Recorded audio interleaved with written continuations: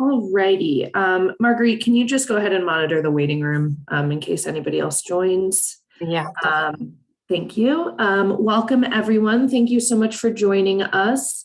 My name is Julia Masters. You've probably seen some emails from me. I'm the program manager for the Microgrids for Community Resilience grant program, which we're so excited to have recently launched our planning grant portion of. And we're really excited to bring you all some insights into both the program and some free technical assistance that we have through some folks that are contracted with an arm of DOE. So I will go ahead and get started. I believe everyone can see my screen. Just holler if there are any issues with that. So we will go on to the next one. If you guys have any questions or comments throughout, we'll definitely have time for Q&A at the end. So please feel free to put that in the chat. And as you all saw, this webinar is being recorded and will be posted on the Colorado Resiliency Office's website. So if you need to hop out at any point and then come back in, just know that it'll also be recorded. And so we'll move right along. We have a pretty stacked agenda today, which I think will serve everyone quite well. We'll have a little bit of an update from me from the Colorado Resiliency Office on the MCR program and the rollout. And then I will turn it over to some of our partners, Carlos and Pam, who will be talking about this free technical assistance that is available for folks. We really want to get all of that information out in front of you all so that you can figure out the best way to leverage this opportunity. So we will take up probably the bulk of the time to learn about their offerings and the work that they've done thus far. And then we'll kind of close out with some additional opportunities for technical assistance and Q&A.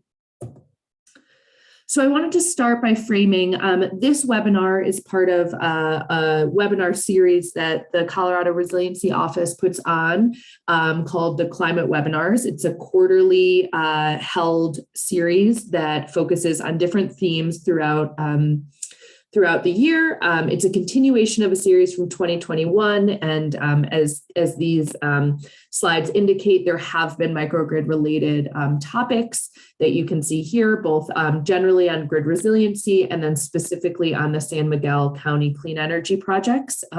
So if you're interested in looking back at other examples of how we've engaged with microgrids work in the past, feel free to check those out. Moving forward, though, these webinars will be held quarterly and are meant for local governments and partners to be able to understand better solutions and actions taken to address climate change. So there will be more opportunities being posted on our website as we schedule those, and just keep an eye out if you are interested in attending. I also wanted to call out DOLA's local funding guide. This is a tool that exists on our website. We will absolutely share this link via these slides and as a takeaways doc after this call.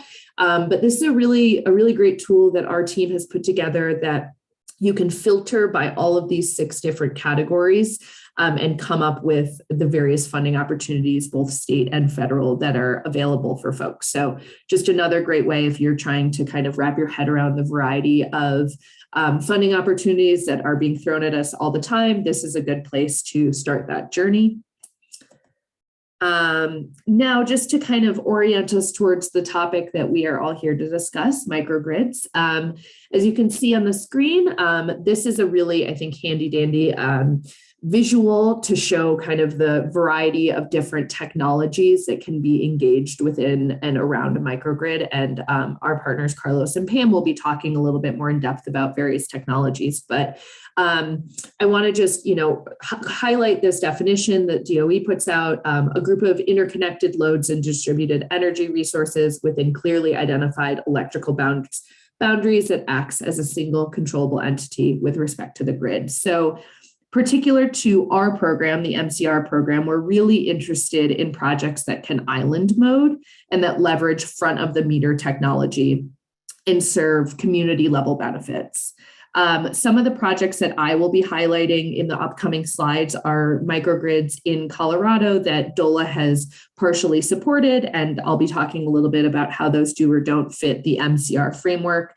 As a caveat, the CHP technical assistance folks that you'll hear from in a few minutes will be highlighting a lot of different types of projects. MCR is technology agnostic, so as long as what project you're proposing meets the definition as seen here for a microgrid, we don't really care what type of technology you're leveraging, but just as kind of a caveat for the projects that we're looking at.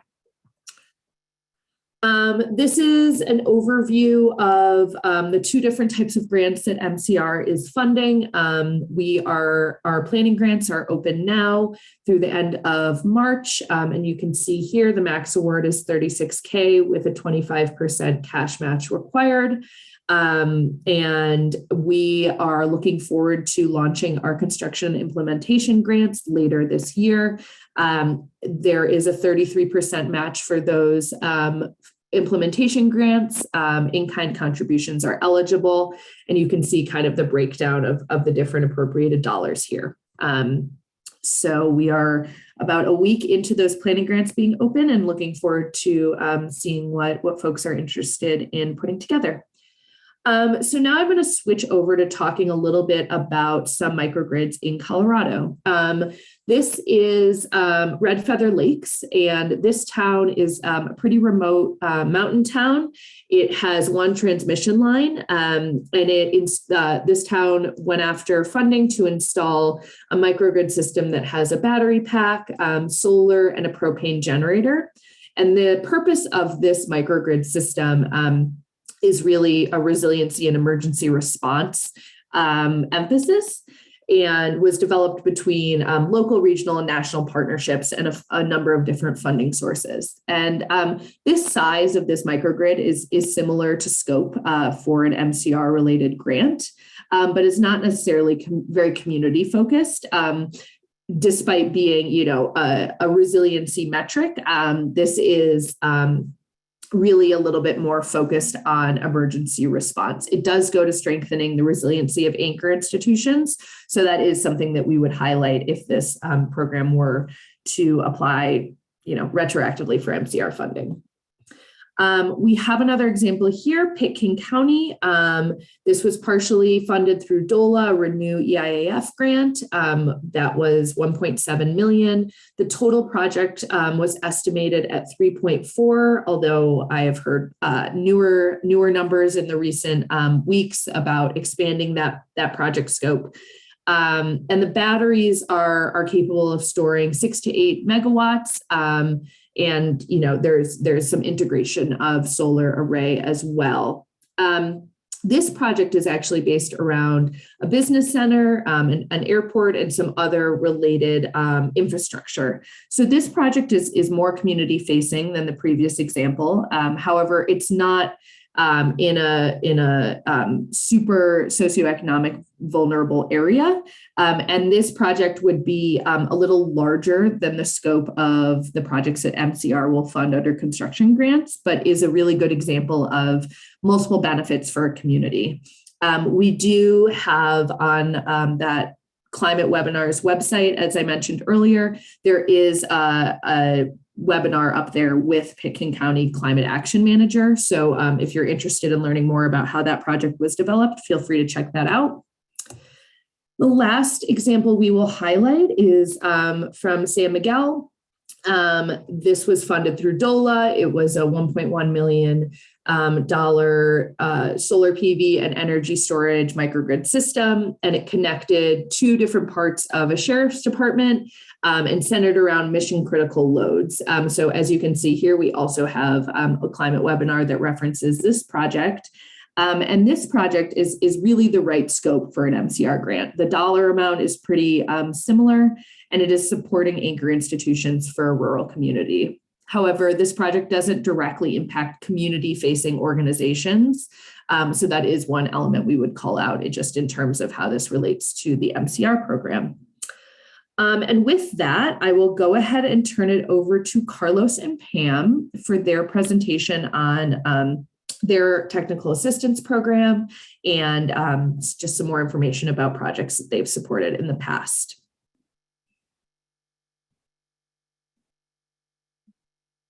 Thanks, Julia. Hi, my name is Pam Gallagher, and I'm the Assistant Director for the upper CHP Taps. So everybody's asking, what are the CHP Taps? We're 10 entities. Oh, I'm sorry. Carlos, do you have the slides? Julia is passing the slides. Julia, can we go to the next slide? Yeah, thank you. Thanks, Julia. Okay, next slide, please. Next slide, please. And next slide, please. Okay. So the CHP Taps are 10 entities created by the DOE to promote the deployment of combined heat and power systems. In the last 2 years, the program has expanded its scope to distributed generation, incorporating solar, battery storage, microgrids, and other related technologies.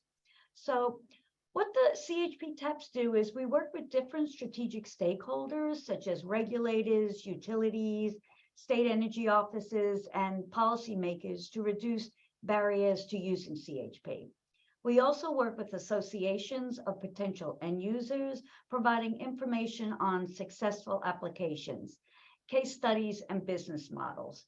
The goal is to help potential end users feel familiar with the technology and to support its adoption. Next slide, please. So this slide shows the map of the 10 CHP Taps and the states each tap provides services to.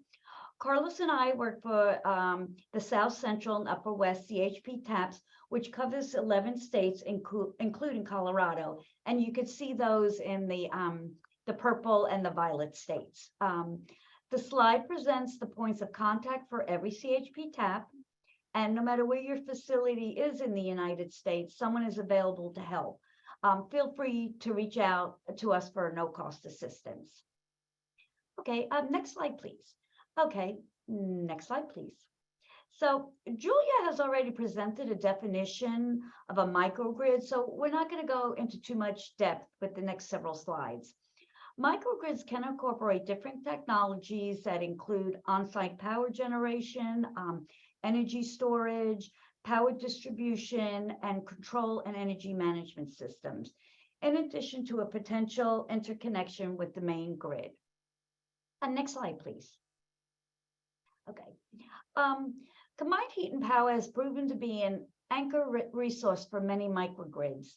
About 30% microgrids listed in the DOE's microgrid installations database combine combined heat and power with other technologies. With a CHP system providing baseload electric and thermal energy, microgrids can add solar and wind resources, demand management, energy storage, central controls, and electric vehicle charging. Flexible CHP systems can ramp up and down as needed to balance renewable loads and provide grid services. Next slide, please. As mentioned in the previous slide, CHP can work together with solar, wind, energy storage, and other technologies, forming resilient microgrids. Compared to a single distributed generation technology, a microgrid with multiple technologies can provide stronger resilience, higher operational flexibility, and multiple value streams. For utilities, microgrids can take advantage of local energy resources to offer affordable power, increase grid reliability, power quality, ancillary services, and demand response punctuality.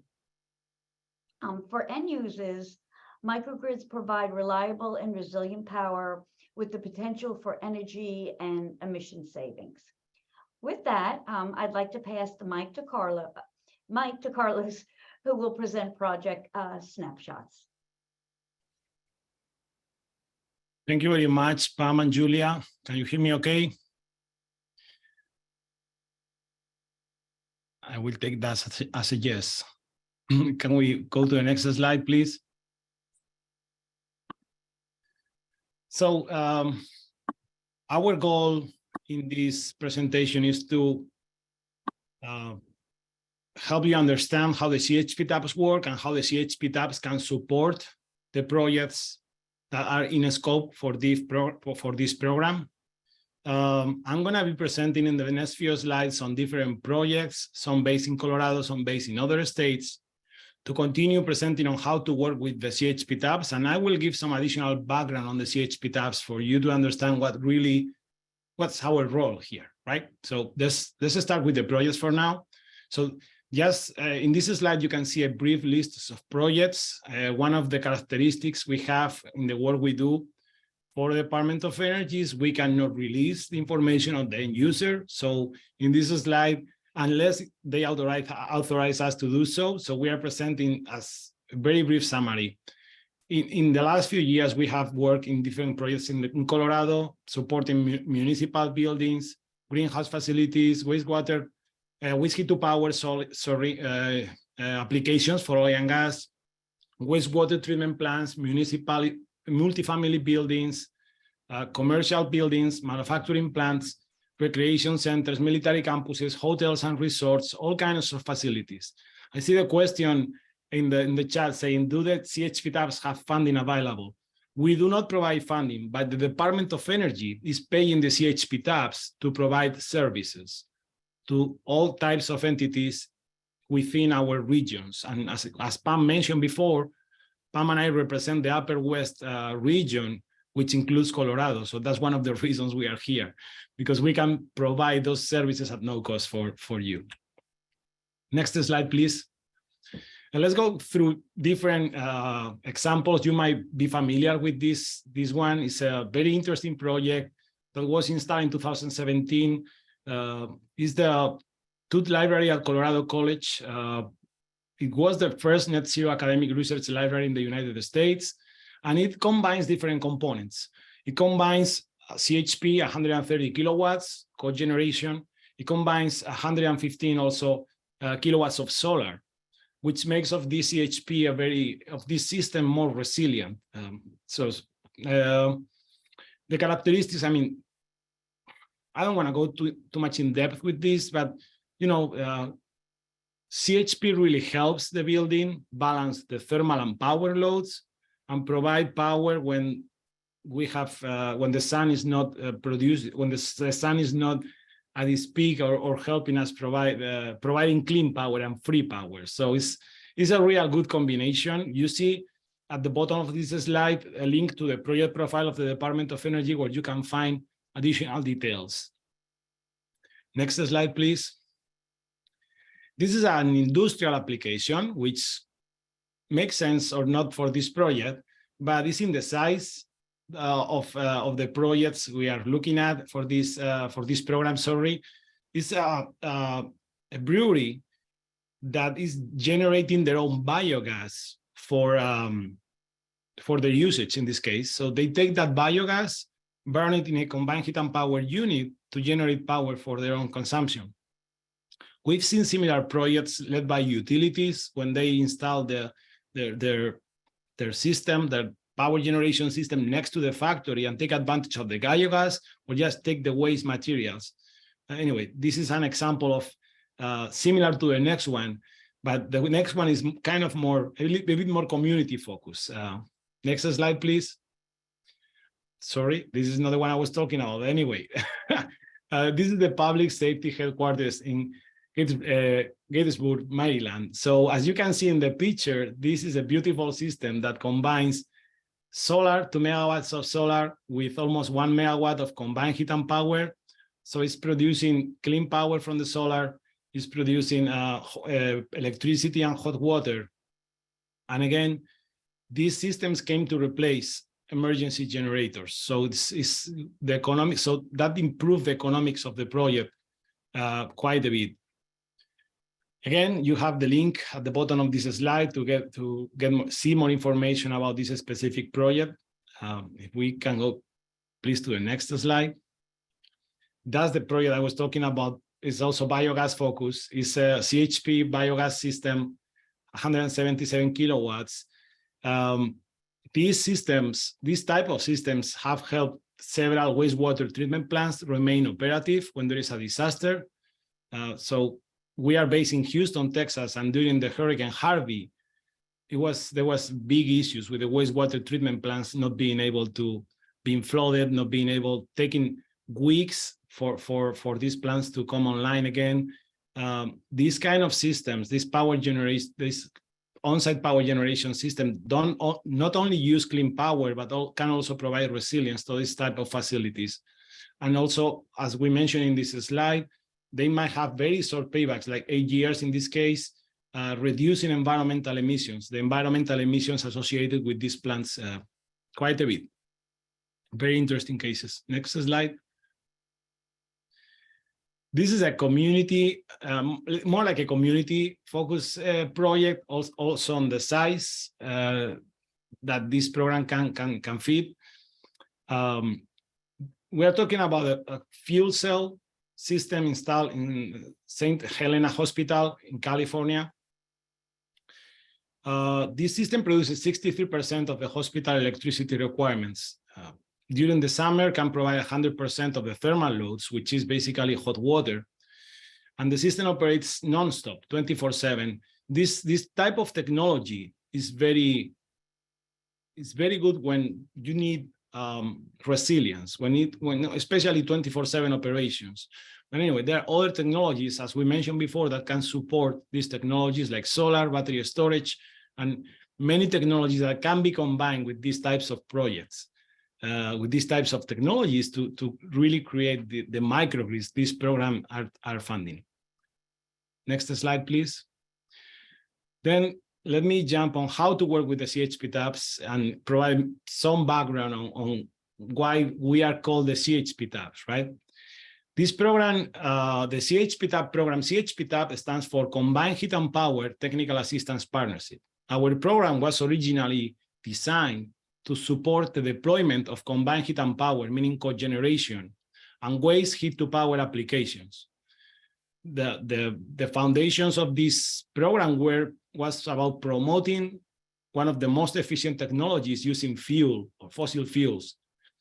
But 2 years ago, the program switched and opened the resources we use, opened the assistance we provide to all distributed generation, clean energy power, battery storage, you name it, and we can probably provide support for your microgrid, right? That's one of the reasons we are here, because we provide no-cost technical assistance to anyone interested in knowing if these technologies or microgrid configurations are a good fit for their site. What's another thing I wanted to add? Anyway, I said no cost. Can we go to the previous slide? Yeah, thank you, Julia. I said no cost because it's not like we provide funding for studies. We do the studies on behalf of the Department of Energy, and they review our work and approve our work. So our technical assistance starts with us requesting some information about the site and providing what's called in this chart a screening, or what we call a screening technical assistance. It's a preliminary analysis. It's a quick analysis we do like in a week, like using different tools, most of them developed by the Department of Energy, to know which combination of technologies would be a good fit for your site, and how does this technology allow you to reach your goals when it comes to resiliency, cost efficiency, environmental emissions. And that's the first level of analysis.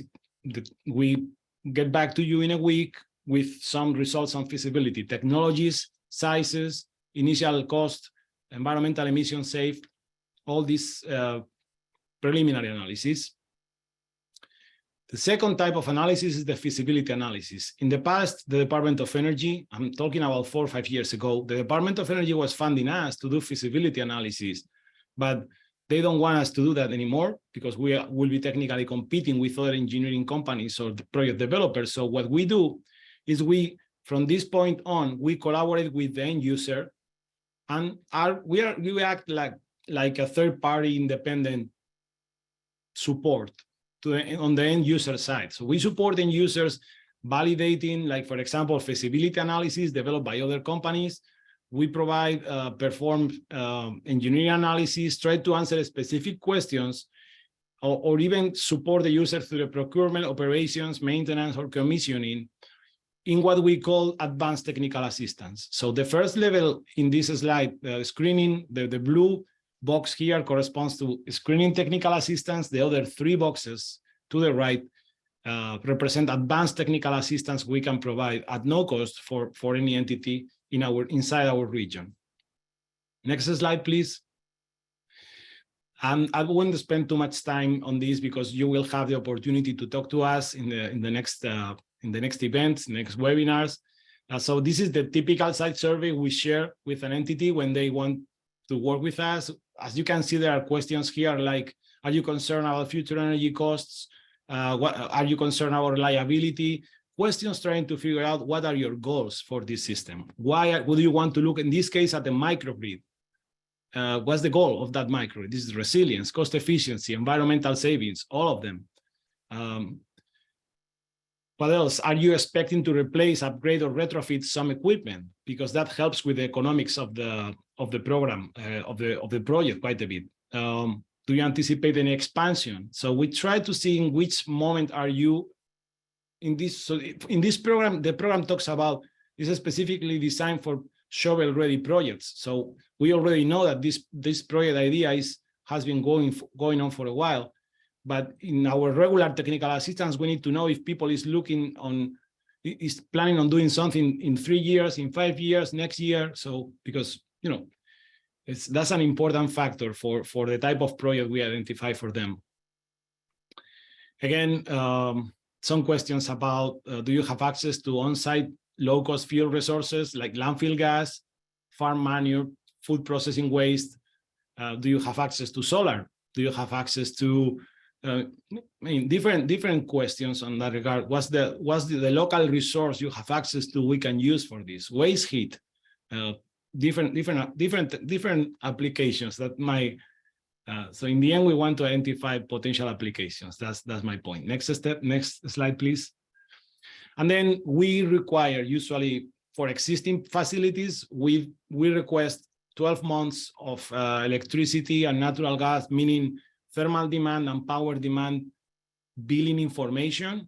If we have 15-minute interval data available, that's much better for our modeling purposes. But as you can see, most of the questions in this slide are focused on the cost, fuel costs, electricity costs. So on those costs, you will be offsetting.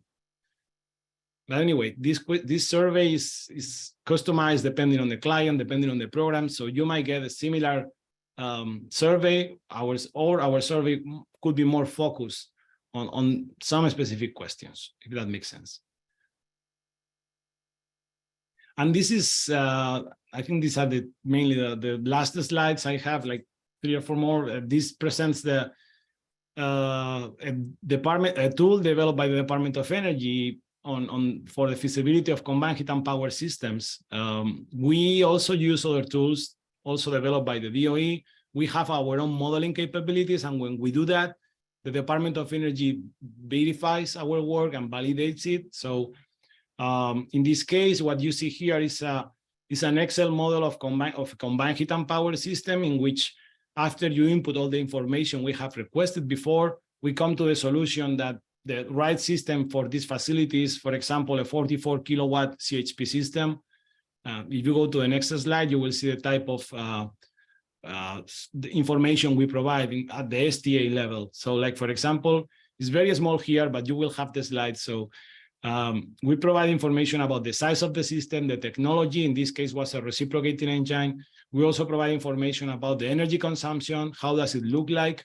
You can see in this column, in one column, the column name base case. How did your energy supply was before installing CHP? How will it look before? How will it look before after you install CHP? Also, there is a section about operating costs. How do they change? How much money you will save installing these systems? And the last section is about the financial aspect. So what's the cost of the system? Do you have access to any incentives? Are you expecting to save some costs by installing this system? Like if I install a new CHP unit, I don't have to buy a new backup generator.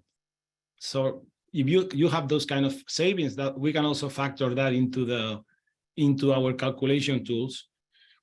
And at the end, you can see a small sensitivity analysis table. But as I said, this is just one of the tools we use for that sensitivity, for that technical assistance. So I hope we will be working with you soon on not only about using this tool, but other that also cover solar, battery storage.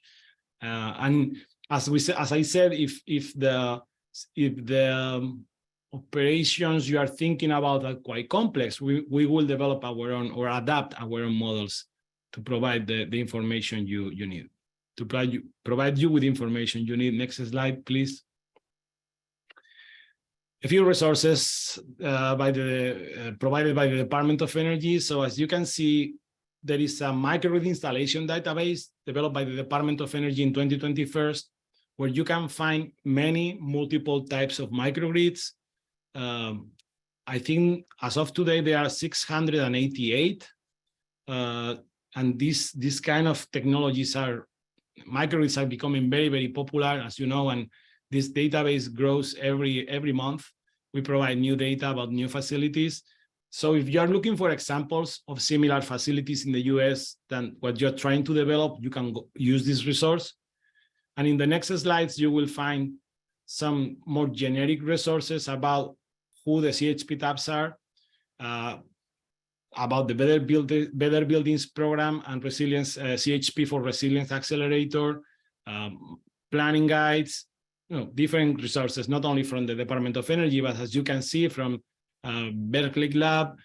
But go to the next slide, please.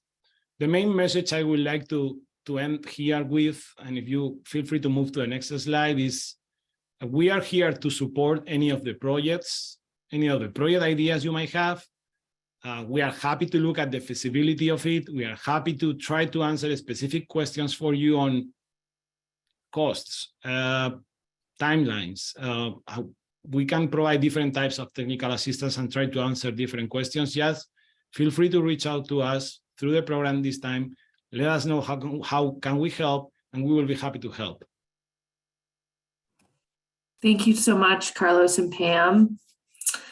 Very appreciated. We will get to questions in a moment, but before we turn it over to that, I just wanted to flag we will have 2 hour-long office hours with these 2 lovely people here that will be available for questions. Now, as Carlos just mentioned, there's a lot of in-depth work that their program can do specifically to help your community's projects. And so if it makes more sense to have one-on-one conversations with them to kind of develop more in-depth analysis, please feel free to reach out to them directly. However, if you have more general questions and just want to sit in and kind of understand what other types of questions other utilities are asking or other projects are considering, please feel free to join us for either the February 23rd session or the March 22nd session. These are both scheduled within the time frame that our MCR planning grants are open. So that should give you guys enough time to think through considerations for your application and pop into those if you are interested and have further questions. So I will end our talking at you there and would love to open it up for folks who have questions. So please raise your hand or write in the chat and we will get to them.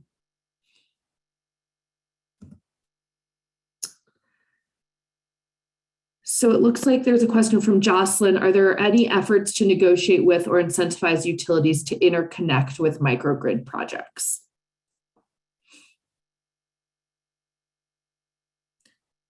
I'll give that to Carlos and Pam, that question.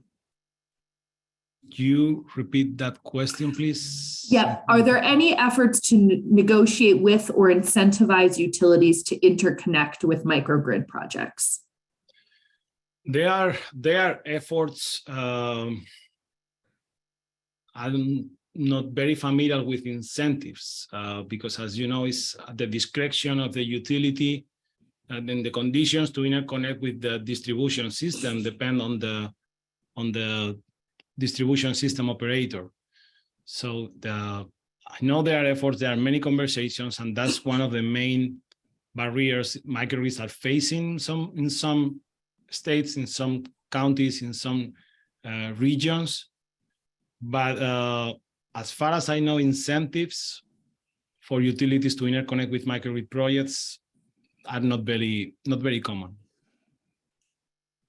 Thank you. We have a question from Chris. For planning grants that would be used for CHP to help us understand the feasibility of a project, I'm confused how we are planning to, or how we would use the planning funds. So my response to that would be Carlos and Pam and their offerings are really available to help you hone in a little bit more on your community's needs and vulnerabilities as it relates to grid reliability, and they could help you be more directive with where you are considering developing microgrid assets that then you could apply for funding through MCR to do the pro forma or the engineering study on a specific location. I think where it comes in really handy to access the CHP resource is if you don't have clarity on exactly where or what assets you want to leverage for your potential microgrid project, and you are looking to have someone kind of give you a direction and be more in the weeds around some of the more technical layers of developing a microgrid. I will also turn it over to Carlos if you wanted to add anything on that. No, I think that's a perfect approach for us. We will be more than happy to help you identify which technologies might fit in the microgrid you are thinking about developing. We will be happy also if you have a design in mind to take a second look at it or provide you any feedback on the impacts that microgrid could have in your facility, the good impacts for sure.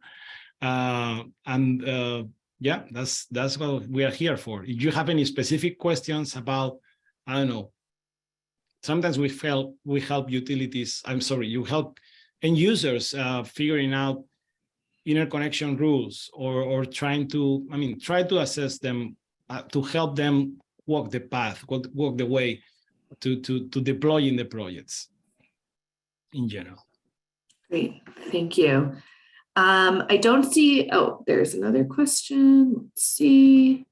Can the planning grants be used for the development of new or adapting to existing microgrid standards that would be able to be utilized in the development of affordable housing solutions in suburban and rural contexts?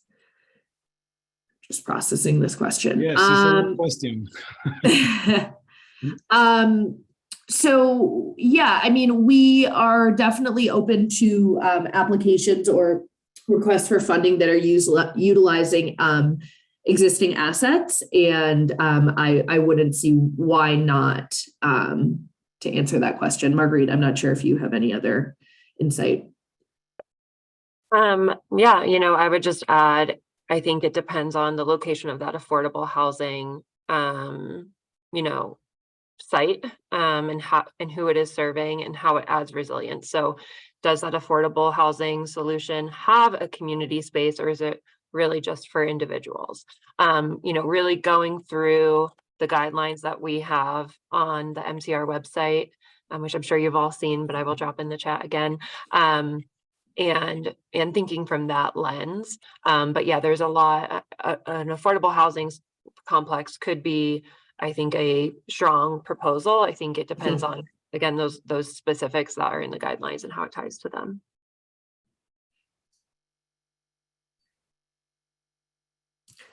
Great. Does anybody else have any questions? We have a bit of time, so make sure to get them in.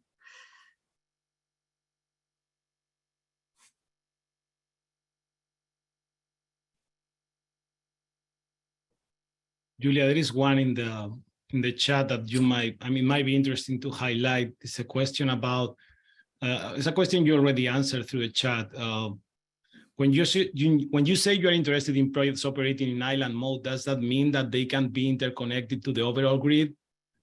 And I think that that answer is important. It can be tied to the large grid, but has to have the ability to disconnect, because that's the definition of a microgrid, right? Yeah. Great. Thank you for noting that one. I just saw another question come through. Could you talk through the definition of adding resiliency? So for our purposes, I think we're thinking about, are these projects that are being proposed adding the ability to adapt and respond to extreme weather events, to the changing climate, to various infrastructure vulnerabilities, and really thinking through, are these projects supporting, as the name implies, a community level resilience, or are they supporting more of a utility back-end resilience, which is obviously quite important, but not exactly what our program is geared towards. We're really looking for those projects that do have those community-facing benefits. And I think Marguerite kind of touched on this, but thinking about anchor institutions, all of this is in our guidelines, but anchor institutions that are supporting the overall resilience of a community. So being able to have the power stay on in a storm at the fire station, or being able to continue to power a hospital if there's disruptive weather. So anything that has that community layer is really what we're looking for. And I think you can argue, your specific project's resilience for a community. We want you to do that in your applications. But we have just given, just off the cuff and in our guidelines, a number of examples that would speak to what type of resilience we're looking for. Would this be just for renewable energy resources? No. Our program is technology agnostic. So we are, it's great if it is renewable, but we are not only, looking for renewable. We do have a preference for non-fossil fuel generation, but again, this is not a requirement to apply for funding from our program. Yeah, just before we move on from that question about resilience, I just want to point you, Demi, to the application that we have for the Microgrids for Community Resilience grant program. And Section F measures risks and vulnerabilities. So both socioeconomic, climate, as well as infrastructure risks and vulnerabilities. And as much as you're reducing those risks and vulnerabilities, the more resilience you're incorporating into the system. So that's just, there's a lot we can say. We at the Resiliency Office, of course, love resilience. It's really about being prepared for future uncertainty and having the adaptive capacity to respond to shocks and stressors. But, for this grant program, that is really how we're defining it, from the lens of building resilience into a grid system. Thanks, Marguerite. All right. Has the idea of the historic downtown core becoming a resilient district that could be supported by a microgrid, can private property owners benefit from a microgrid in that district? And would an energy district or SIM needed to be formed to allow this? I'm not sure how to answer that question. I can try to help. Sure, please. So usually, if there is a utility in the area, you can deploy distributed generation behind the meter. But for you to really have a community microgrid, I guess if that is the question, the utility needs to be involved, of course. And there might be some projects about rewiring different areas, changing the layout of the power grid to a more resilient one, or deploying the power from different substations. So there are many ways to make a downtown district more reliable when it comes to power. So yeah, private property owners, of course, will benefit from microgrid in a district like that. But the formula to develop that microgrid, usually when you think about developing these microgrids in a territory where there is already a utility working, you have to work with the utility, unless you just work behind the meter or inside your own parcel, inside your property. That's how it usually, that's the most common scenario for deploying a multi-building microgrid. I don't know if I answered the question, but we tried. Thank you. That was helpful. For this next question about construction grants, I'm going to switch the slide back to this chart. How much money is available for construction phase grants launching this year? So as you can see, the max award is $1 million, but there will be, about 1.2 available from state funding. And we have, as we've spoken about before, we're using some of the state funding as match for federal IIJA grid resiliency dollars that will be coming back to the state. So there will be additional opportunities there. I'll just go back here. All right. Local politics and education play large roles. Many rural mindset and the managerial level are reluctant to engage with government-funded projects, in part because of lots of red tape and finding qualified, technically astute grant writers. There are many obstacles in rural areas. Yeah, we definitely understand that there's kind of a range of enthusiasm for these types of projects in rural areas. Part of having this webinar today and the future ones in the next few weeks is supporting folks via technical assistance on some of the more higher level technical sides. Part of what I would say back to this question, our state dollars for these planning grants are, the lift for the reporting standards and such is a lot lower than it would be for federal dollars. So folks should really take this opportunity to try to apply for this funding that is coming directly from the general fund. I think that it's a lot less red tape than if you were going after federal funding. As for grant writers, as a state agency, we can't, recommend specific folks, but there definitely are groups out there who are interested in supporting grant writing for some of these community projects. And we can talk a little bit more about how that might look. We've had a number of groups reach out to us with that offering. So I would recommend you do a little digging around Colorado. And I think that there are some groups that are interested in providing that support. Okay. To what extent can these funds be coupled with federal funds? So if this is a question around like stacking dollars for larger projects, because the state planning grants are cash only match, that is allowable for the state dollars, but for the federal dollars, we will not, it's ineligible to match a federal funding opportunity with federal dollars as the match.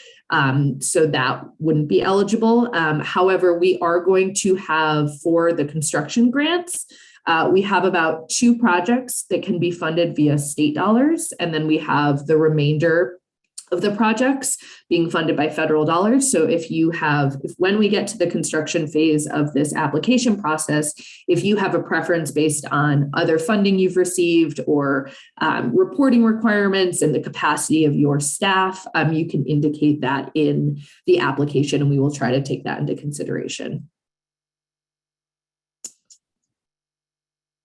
All right. What is the anticipated award turnaround time for planning grants? We are looking at about a month after the planning process ends. We'll be getting back to folks in May. So we'll have about a month of review process internally, and we'll be reaching out with award or denial letters in May.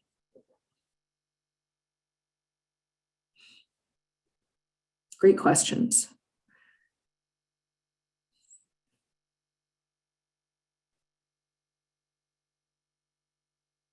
If anyone is, thinking of questions or considering, typing in the chat, I might just take this time to mention, because I do see a big mix of attendees and your backgrounds, that although the planning grants and construction grants will have to be submitted by utilities, we do encourage all partners, especially because this is a community-facing microgrid grant program. We really encourage partners to also work with their utilities in submitting a proposal. So just wanted to acknowledge that diversity in the attendees. and just say we really hope that everyone takes advantage of the really great free training and technical assistance from Carlos's team and Pam's team, and yeah, it comes up with some really great community-facing projects.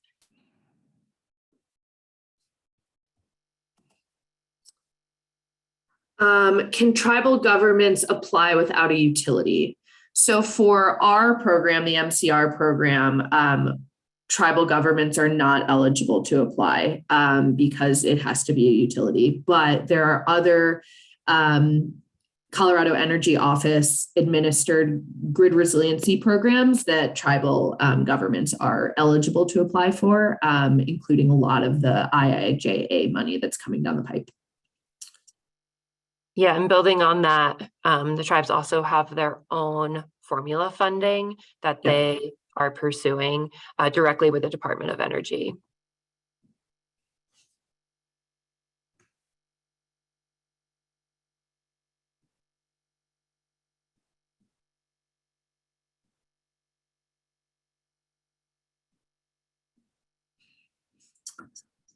All right. Well, last chance for questions, but I really appreciate you all joining today.